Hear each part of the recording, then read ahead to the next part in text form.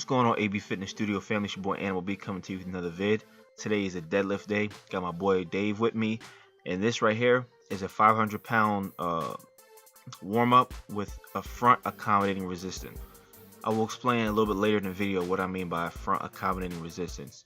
Now today's goal was just a heavy double. This is Dave warming up with 500 pounds, and I'm actually going to break down both of our forms to see where it puts us in the beginning as well as the end of our lift, and why when it comes to deadlift, why your form and technique is so important. This is a 525 pull for 2. I am dropping the weight. I know I don't normally do that, but this is a rubberized material under me, so I'm just kind of letting it fall. Here's Dave doing the same weight for a single. Alright, so next I have a 545 pull. Slowed it down so you can see the position that I'm in. You can see how high my hips are, and you can see where my back is. Now for me to have a successful attempt at the lift, me personally, my back needs to be straight.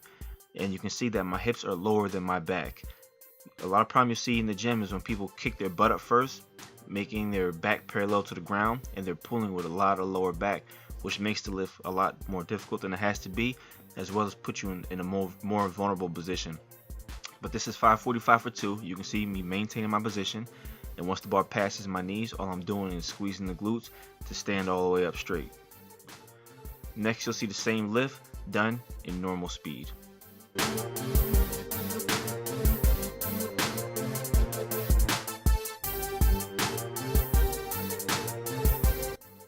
Now I'm going to do the same thing I did for myself for Dave.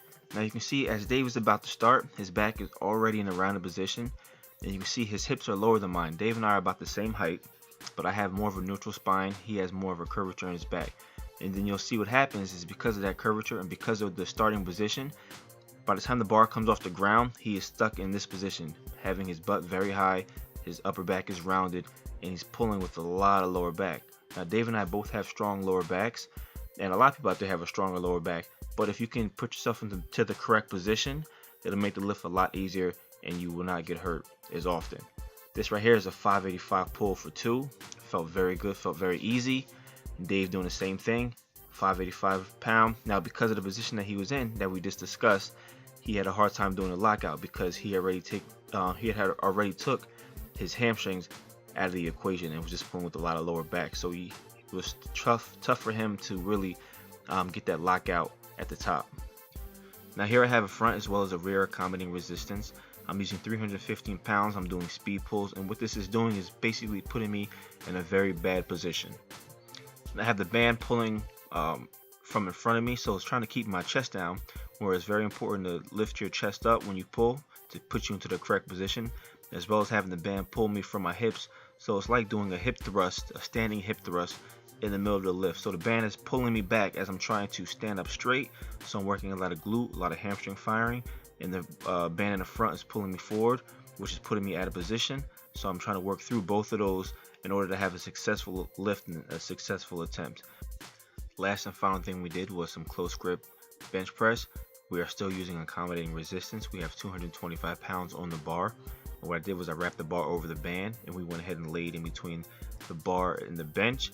And as you push the weight up, as the bar gets further away from your chest, it gets harder to lock out. So we're working on our lockout as well as a tricep strength.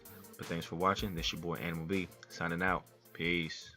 What's going on, guys? If you have not done so, please subscribe to the channel. This can be done by pushing the red subscribe button located in the top right hand corner of the video. Also follow us on Facebook, Twitter, and Instagram, all under ABFitnessStudio. If you have any questions, feel free to contact me at getfitbodies@gmail.com. Check out the website at abfitnessstudio.com, and let's ignite your fitness.